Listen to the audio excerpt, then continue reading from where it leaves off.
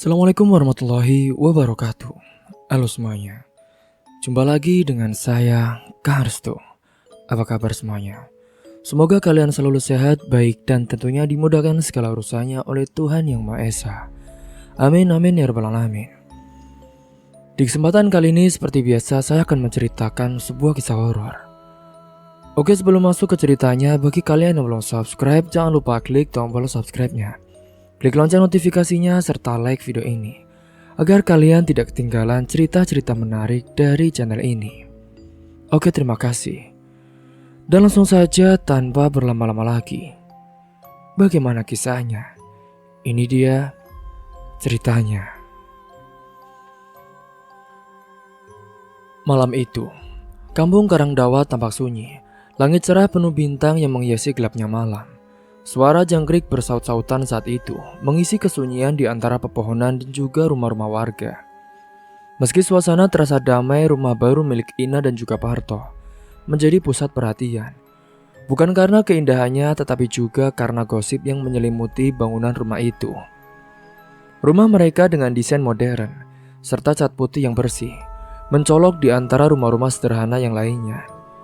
Di sebelahnya ada rumah Bu Asi yang tampak kontras. Dinding kayunya mulai lapuk dan atap gentengnya pun bolong di sana dan di sini. Sebagai janda tua yang hidup sendiri, Bu Asi memang sering mengeluh tentang hidupnya. Namun belakangan ini keluhannya itu berubah menjadi nada yang sinis, terutama rasa iri terhadap keluarga Ina dan juga Parto.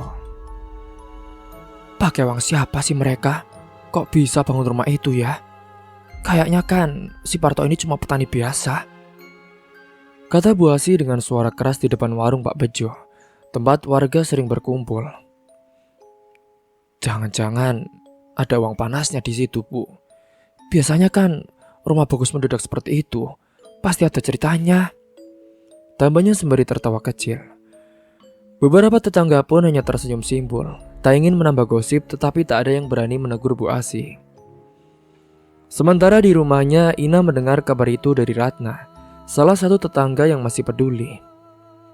Maaf nah, aku cuma mau kasih tahu ya, biar kamu gak kaget kalau ketemu kata orang lain. Biarlah Mbak Ratna, aku juga gak mau ambil pusing kok. Namun di jauh dalam hatinya itu, Ina merasa sangat sedih. Dia tahu membangun rumah itu adalah impian lama Parto, suaminya.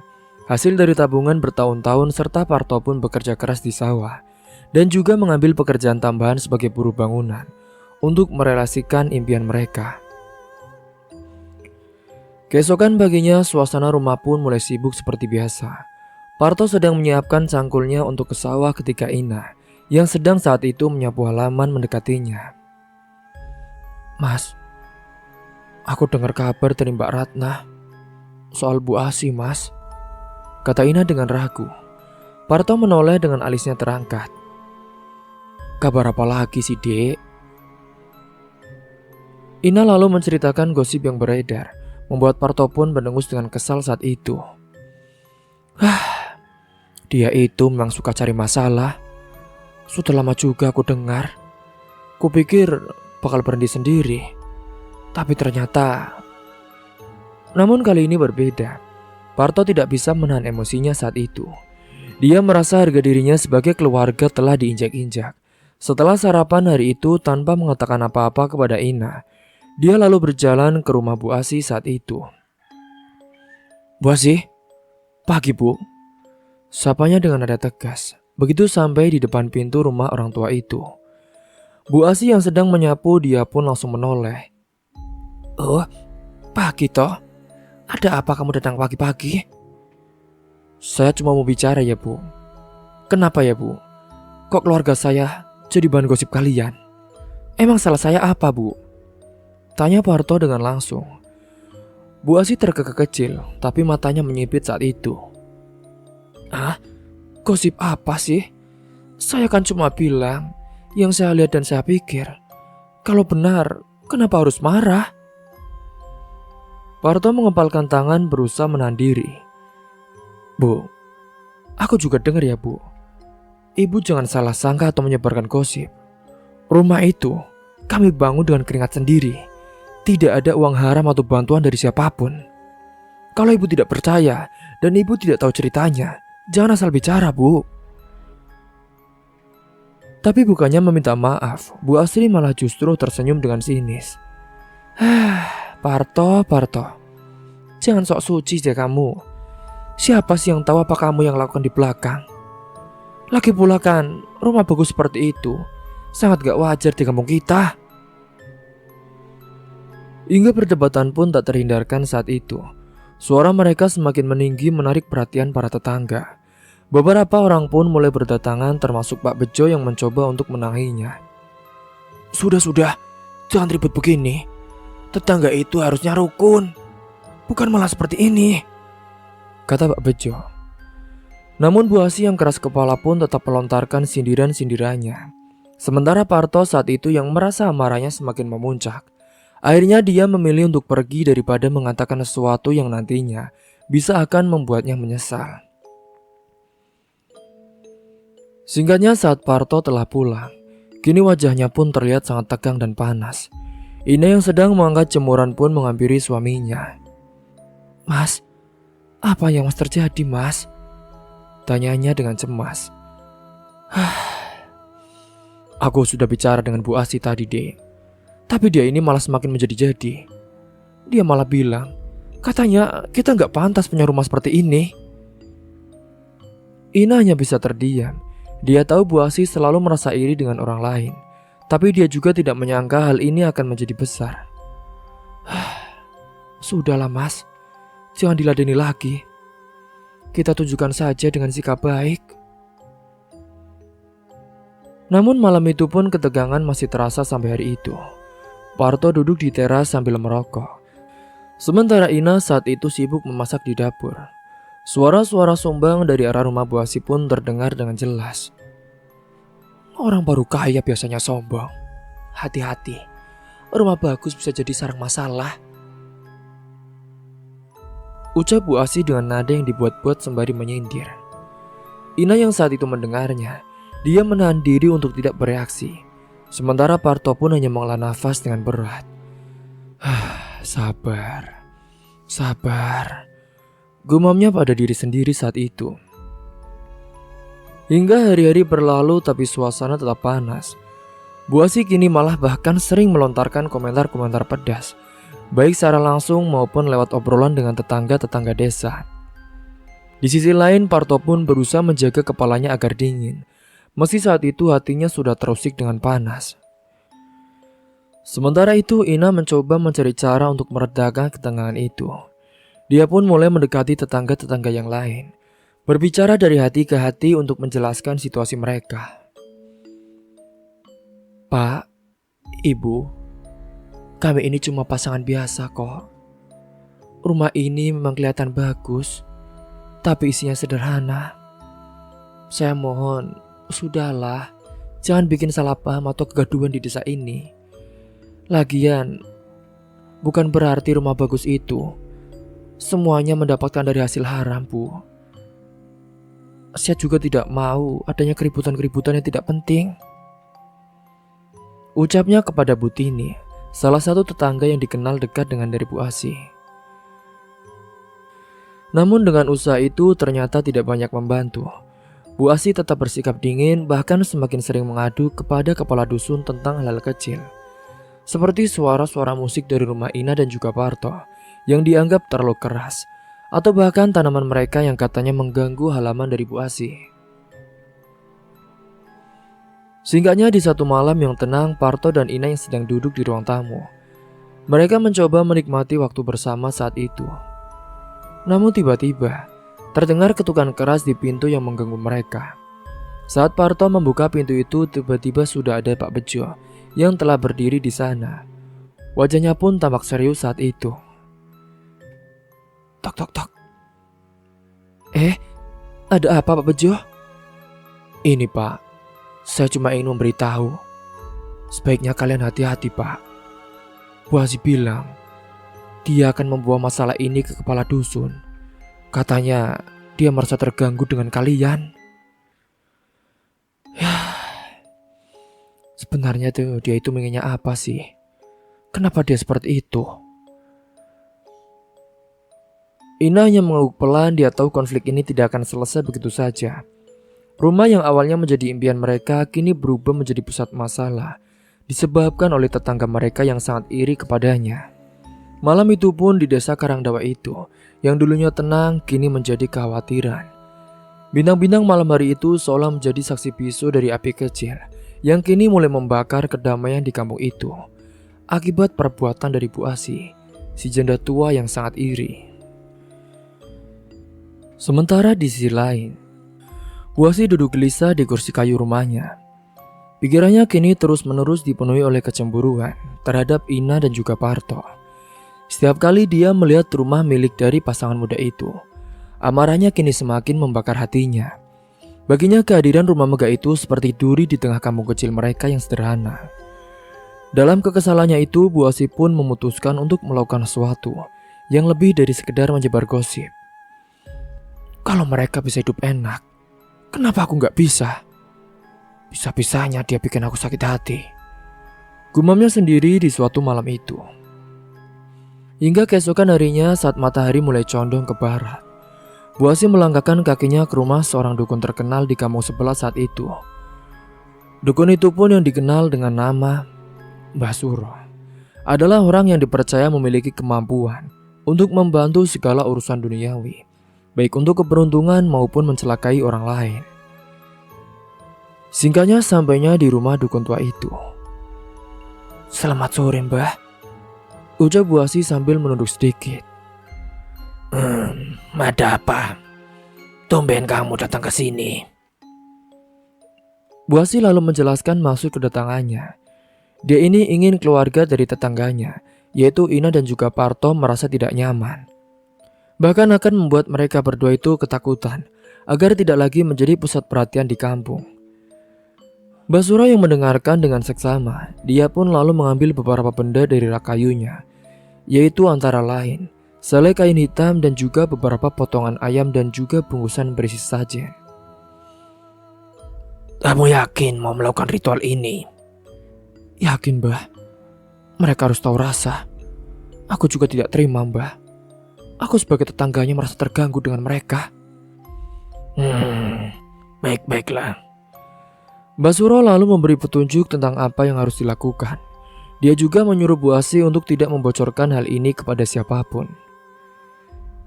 Setelah menerima barang-barang itu, Bu Asi lalu pulang dengan senyuman yang puas. Hingga hari-hari berikutnya terasa semakin berat bagi Ina dan juga Parto. Selain gosip yang terus menyebar di kalangan tetangga, hal-hal aneh pun mulai terjadi di rumah mereka. Tepat pada suatu malam ketika Ina sedang mencuci piring di dapur saat itu, tiba-tiba terdengar suara ketukan pelan dari arah jendela. Tok, tok, tok. Ina menoleh, merasa bulu kuduknya berdiri. Jendela dapur yang menghadap ke halaman belakang pun tampak gelap saat itu, hanya diterangi sedikit oleh lampu luar. Ia yang penasaran, dia pun mengintip keluar, tetapi ternyata tidak ada siapapun di sana. Mas Parto, kesini sebentar, Mas," panggil Ina dengan suara gemetar. Parto yang sedang duduk di ruang tamu, dia pun segera menghampirinya. "Ada apa sih, Dek?" "Tadi, Mas, tiba-tiba kok kayak ada suara ketukan di jendela dapur, Mas. Tapi pas aku lihat, gak ada siapa-siapa," jawab Ina sambil menuju ke arah jendela. Parto berjalan mendekati jendela, membuka tirai dan melihat keluar. Ternyata kosong, hanya pohon-pohon yang bergojang, diterpa dengan angin malam. "Mana, Dek? Tidak ada kok. Mungkin tadi cuma angin saja," katanya berusaha menenangkan istrinya. Namun malam-malam berikutnya kini ketukan-ketukan itu pun datang lagi. Bahkan kali ini lebih keras. Suaranya seperti pukulan tangan yang kasar, membuat Ina ini merasa semakin takut saat itu. Tok, tok, tok. Ina bahkan mendengar suara seperti langkah kaki yang berlari menjauh setelahnya. Parto pun yang mendengar suara itu langsung keluar dengan membawa senter. Dia memeriksa sekeliling rumah, tetapi sekali lagi dia tidak menemukan siapapun di sana. Siapa sih? Apa mungkin anak-anak kampung ya yang usil? Gumamnya meskipun di dalam hati dia juga cukup merasa ragu. Hingga setelah tidak ada apa-apa, dia pun kembali masuk ke dalam kamarnya. Hari berganti hari dari siang ke malam. Hingga puncak teror pun terjadi 2 malam kemudian. Tepat saat Parto membuka pintu rumah di pagi hari, dia tiba-tiba menemukan bangkai ayam hitam tergeletak di depan pintu. Bangkai itu dibungkus dengan kain hitam yang diikat dengan tali rafia. Di atasnya juga terdapat beberapa tulisan aneh yang tidak dapat dibaca dengan manusia. Astagfirullahaladzim. Seru Ina yang berdiri di belakang Parto. Tangannya pun refleks menutupi mulutnya. Dia sangat ngeri dan juga jijik melihat pemandangan itu. Parto pun langsung mengangkat bangkai itu dengan hati-hati dan kini membuangnya jauh di kebun belakang. Namun malam-malam itu pun suara ketukan-ketukan kembali terdengar. Kali ini bahkan tidak hanya di jendela dapur, tetapi juga mulai merembet di pintu depan. Tok tok tok. Mas, ini gak wajar mas. Kenapa kita selalu mendapatkan teror mas? Kita harus minta bantuan. Sudah, tunggu dulu dek. Kita jangan gegabah. Aku yakin ini pasti perbuatan orang yang gak suka sama kita. Tapi aku juga mau cari tahu siapa dek. Jawab Parto sembari mengepalkan tangannya. Di tengah teror-teror itu, Bu Asih pun merasa puas. Dia juga kini mendengar gosip bahwa Ina dan Parto semakin terganggu dengan kejadian-kejadian aneh di rumah mereka. Bukan orang lain yang menyebarkan atau membuang bangkai itu. Yang tak lain itu pasti perbuatan Bu Asih sendiri. Hingga dia pun sangat senang dan bahagia bisa mengganggu keluarga mereka. Namun saat itu Bu Asih pun tetap harus berhati-hati agar tidak menunjukkan bahwa dirinya adalah dalang di balik semua itu. Rasakanlah, rasakanlah. Gumamnya setiap kali melihat rumah itu. Namun apa yang tidak disadari oleh Bu Asih, terkadang niat jahat itu pasti bisa berbalik kepada si pelaku. Sementara itu saat Parto mulai mencari cara untuk melindungi keluarganya, dia pun berbicara dengan Pak Bejo, tetangga mereka yang bijak dan juga menjadi teman baik dari Parto. Pak Bejo, ini Pak, ada hal aneh yang pernah terjadi di kampung ini Pak. Apakah dulu ada Pak? Dulu sih pernah ada orang yang iri dengan tetangganya, lalu minta bantuan dukun untuk mengganggu. Tapi itu sangat dulu sekali loh toh. Hal seperti itu gak akan tahan lama. Biasanya yang penting keluarga yang diganggu, kalian sabar saja dan berdoa. Biasanya gangguan-gangguan itu akan reda sendiri toh. Malam itu Parto dan Ina memutuskan untuk memperkuat doa mereka. Mereka juga membersihkan seluruh rumah dan menaburkan garam di setiap sudut, seperti yang disarankan oleh Pak Bejo tadi pagi. Namun saat malam tiba, suara-suara ketukan itu pun kembali datang. Kali ini lebih keras dan disertai dengan suara tangisan samar dari luar rumah. Ina hampir menangis ketakutan akibat gangguan-gangguan ini yang sudah terjadi kurang lebih hampir 2 minggu. Sementara Parto berdiri tegas di depan pintu dengan membawa senter dan juga pisau kecil di tangannya. Hei, siapapun yang ada di luar, tunjukkan diri kalian. Jangan hanya bisa mengganggu orang yang tak bersalah, teriak Parto saat itu. Bu Asih yang merasa tindakannya berhasil. Kini dia pun juga mulai merasakan kegelisahan. Dia takut bahwa nanti dia akan ketahuan oleh Parto dan juga Ina. Hingga dia pun kali itu datang ke rumah Mbak Suro lagi untuk meminta penjelasan agar gangguan-gangguan itu tidak membalik kepada dirinya. Hingga singkat cerita, malam itu terasa lebih dingin dari biasanya. Angin-angin yang berembus membawa hawa yang membuat Ina saat itu merasa semakin gelisah dan juga ketakutan. Di sisi lain, setelah pulang dari rumah dukun, Bu Asih si janda tua itu benar-benar merasa puas. Ia yakin apa yang ia minta kepada Mbak Suro akan mulai bekerja. Tidak ada satupun penyesalan di hatinya saat itu. Bahkan ketika ia melihat Ina dan Parto terlihat semakin lesu. Sementara itu di rumah Ina dan Parto suasana mulai mencekam. Kejadian-kejadian aneh pun kembali terjadi. Bahkan kali ini lebih mengkhawatirkan. Tepatnya di suatu malam tanpa alasan jelas, tiba-tiba saat itu tubuh Parto kini mendadak panas. Ina yang sedang menyiapkan teh di dapur pun mendengar suaminya mengerang dengan kesakitan. Mas kenapa mas? Tanya Ina sembari panik dan mendekati suaminya yang telah terduduk lemas di kursi ruang tamu. Aku gak tahu dek, badanku tiba-tiba rasanya panas. Tapi anehnya kulitku gak terasa demam dek, katanya dengan suara berat saat itu. Ina pun segera menyentuh dahi suaminya.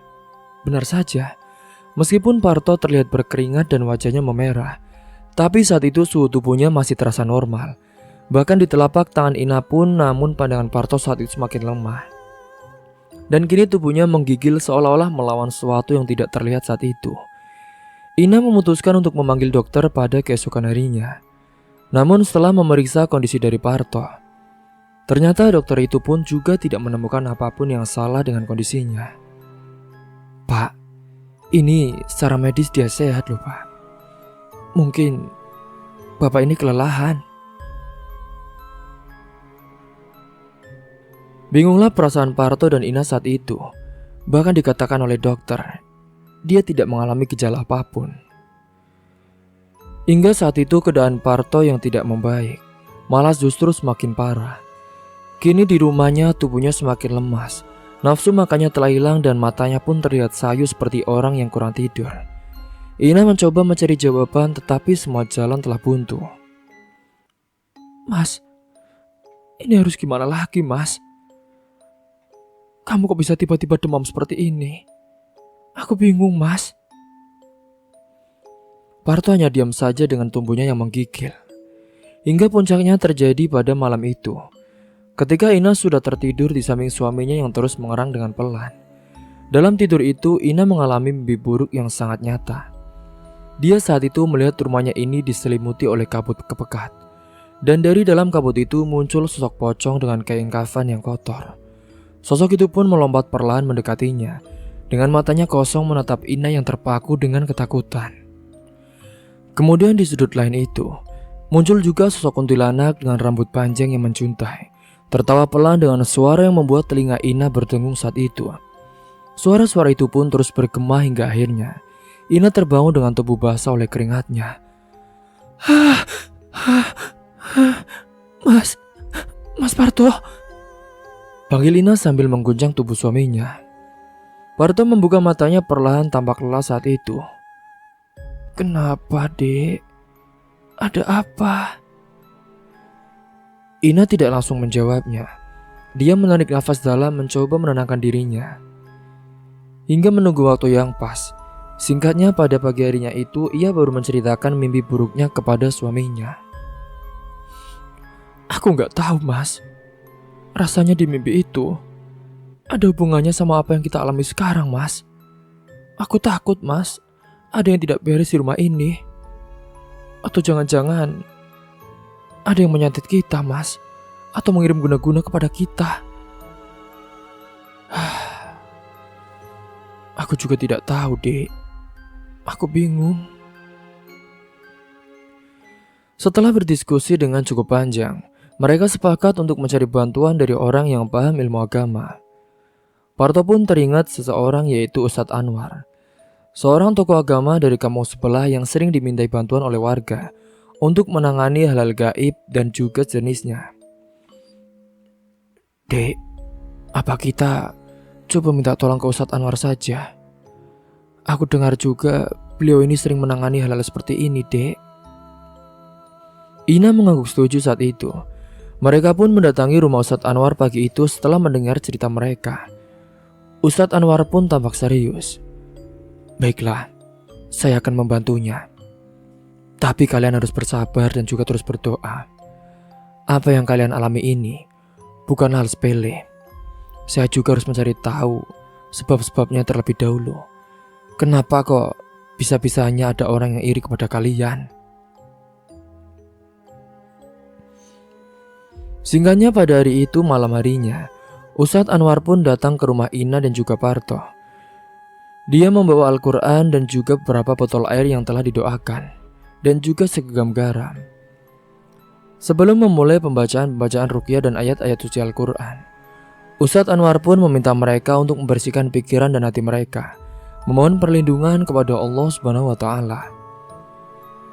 Ketika ruqyah telah dimulai, suasana di rumah itu mendadak hening. Ustadz Anwar membaca ayat-ayat suci dengan lantang. Suaranya pun memenuhi setiap sudut rumah. Ina dan Parto saat itu duduk berdekatan, memejamkan mata sambil memegang tangan satu sama yang lain. Namun tidak lama setelah ruqyah dimulai, sesuatu yang aneh pun terjadi saat itu.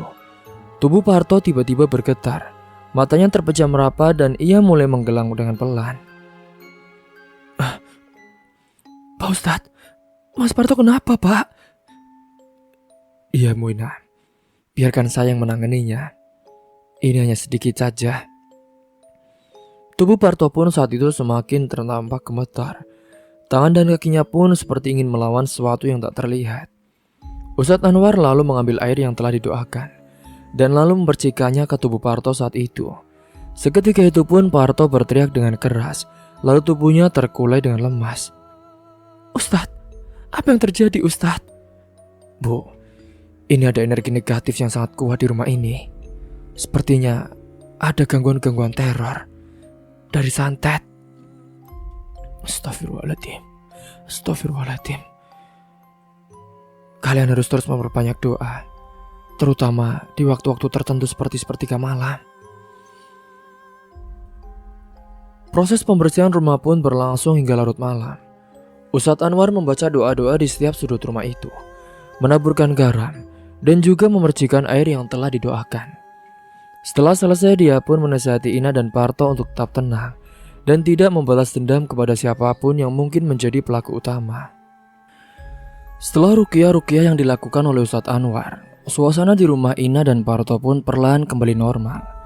Namun proses tersebut membawa sebuah temuan yang mengejutkan. Tepat di dapur rumah mereka, Ustadz Anwar menemukan benda aneh yang tertanam di sudut ruangan itu. Astagfirullahaladzim. Benda ini adalah salah satu media kiriman jahat, kata Ustadz Anwar sambil mengangkat bungkusan kecil itu, yang ternyata berisi tanah hitam, paku rambut dan kain berwarna merah. Ini pasti kiriman dari dukun itu atau orang-orang yang membenci kepada keluarga ini, Bu. Pak, tapi siapa yang tega melakukan ini kepada kita ya? Parto hanya menggeleng tak mampu menjawabnya. Dalam hatinya ia juga memiliki kecurigaan, tetapi dia tidak ingin fitnah. Ustadz Anwar lalu mengambil benda itu dan lalu membakarnya di luar rumah, sembari membaca doa-doa perlindungan. Sudahlah, kalian tidak perlu takut. Yang penting sekarang terus mendekatkan diri kepada Allah. Kebaikan dan doa kalian akan melindungi rumah ini, kata Ustadz Anwar. Malam itu juga Ustadz Anwar pun menyarankan agar Ina dan Parto mengadakan pengajian kecil di rumah untuk mendoakan keselamatan mereka dan juga sebagai bentuk rasa syukur. Singkat cerita, pada hari di malam pengajian itu, suasana rumah Ina terasa hikmat. Beberapa warga kampung pun datang untuk diundang di acara itu, termasuk tokoh masyarakat. Kini bacaan ayat-ayat suci pun menggema di rumah itu, membawa ketenangan di setiap sudut rumah. Namun di tengah pengajian itu, tak nampak salah satu orang. Dia adalah Bu Asih. Suasana damai itu tiba-tiba berubah dari arah rumah Bu Asih yang terdengar jeritan melengking. Suaranya begitu keras memecah keheningan malam itu. Astagfirullahaladzim, itu suara Bu Asih. Itu ada apa ya? Ujar salah satu warga sambil berdiri. Tanpa menunggu lama, warga pun berbondong-bondong menuju ke rumah Bu Asih. Parto, Ina dan Ustadz Anwar pun juga ikut serta. Ketika sampai di sana, mereka mendapati Bu Asih tergeletak di lantai ruang tamunya. Tubuhnya gemetar, wajahnya pucat dan matanya penuh ketakutan. Ampun, jangan ganggu aku, ampun. Bu Asih meronta-ronta dengan suaranya penuh ketakutan, seolah-olah melihat sesuatu yang tidak bisa dilihat oleh orang lain. Ustadz Anwar pun mendekat saat itu. Astagfirullahaladzim. Bu Asih, apa yang terjadi, Bu? Dia datang. Sosok itu yang aku kirimkan ke rumah Parto. Dia menyerangku. Bu Asih terisak-isak dengan nafasnya tersenggal-senggal. Ucapan Bu Asih pun membuat semua orang yang hadir terkejut. Warga saling pandang saat itu. Sementara Ina pun menutupi mulutnya tak percaya dengan apa yang baru saja didengar. Apa? Kenapa ibu tega melakukan itu, Bu? Apa salah dari keluarga Parto dan Ina? Dengan sisa-sisa kekuatannya, Bu Asih pun mulai bercerita dengan suara yang terbata-bata. Aku melakukannya karena dendam. Anak perempuanku, Zainab, dia dulu meninggal karena patah hati. Dulu Zainab sangat mencintai Parto, tapi dia lebih memilih menikah dengan Ina. Sejak saat itu, hidup anakku hancur. Dia sakit dan akhirnya meninggal. Semua orang tidak pernah tahu kematian anakku disebabkan oleh Parto. Jadi aku tidak terima. Air mata Bu Asih pun mengalir deras saat itu. Aku berpikir, jika aku tidak bahagia, kalian juga tidak boleh bahagia. Maka aku mendatangi Mbah Suro, meminta dia mengirimkan teror ke rumah kalian. Tubuh Bu Asih pun tiba-tiba kejang-kejang. Warga semakin panik dibuatnya. Ustadz, tolong lakukan sesuatu Ustadz, tolong. Namun Ustadz Anwar menggeleng dengan wajah penuh duka. Saat Ustadz Anwar ingin mendekatinya, Innalillahi wa inna ilaihi raji'un. Bu Asih telah meninggal. Semua warga pun tampak kaget dan mengucapkan bela sungkawa. Ini adalah akibat dari perbuatannya sendiri. Apa yang dia lakukan kini telah berbalik kepadanya. Sosok kiriman itu sekarang menghukumnya karena melanggar batas. Yang bisa kita lakukan sekarang adalah mendoakannya dan menguburkan jenazah ini. Saat itu warga pun dibuat kaget dan diberi pelajaran yang sangat berharga. Hingga singkatnya Ustadz Anwar pun memimpin doa bersama saat itu. Sementara Bu Asih yang saat itu sudah meninggal, tiba-tiba tubuhnya berontak-rontak. Sosok yang hanya bisa ia lihat pun tampak semakin mendekatinya, membuat tubuhnya pun semakin gemetar hebat. Lalu tepat disaksikan oleh warga di situ. Kini tubuh Bu Asih yang tadi berontak, dia pun sudah terdiam. Mereka semua tak percaya dengan apa yang baru saja terjadi.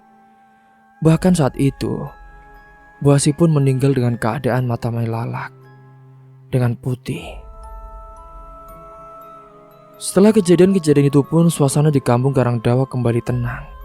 Warga perlahan-lahan mengetahui kebenaran tentang Bu Asih dan dendamnya terhadap keluarga Ina dan Parto. Sebagian warga ada yang merasa iba, sementara yang lain menjadikannya sebagai pelajaran bahwa dendam dan iri hati tidak akan pernah membawa kebaikan. Ina dan Parto pun kembali menjalani kehidupan mereka dengan damai. Meskipun luka akibat fitnah dan teror yang mereka alami masih membekas saat itu, tetapi mereka memilih untuk memaafkan. Semoga arwah Bu Asih diterima di sisinya dan dosanya diampuni, ujar Parto suatu pagi saat ia dan Ina berziarah ke makam Bu Asih. Iya Mas, semoga saja kita juga selalu diberi kekuatan untuk menghadapi segala ujian Mas. Langit kampung Karangdawa pun tampak cerah hari itu. Setelah badai-badai yang panjang, akhirnya kini kedamaian pun kembali menghampiri keluarga itu. Semoga kita semua bisa mengambil hikmah dan pelajaran dari kisah ini. Sesungguhnya perbuatan iri dengki akan kembali kepada orang itu. Maka hendaklah kita untuk berbuat baik kepada sesama. Akhir kata. Wassalamualaikum warahmatullahi wabarakatuh.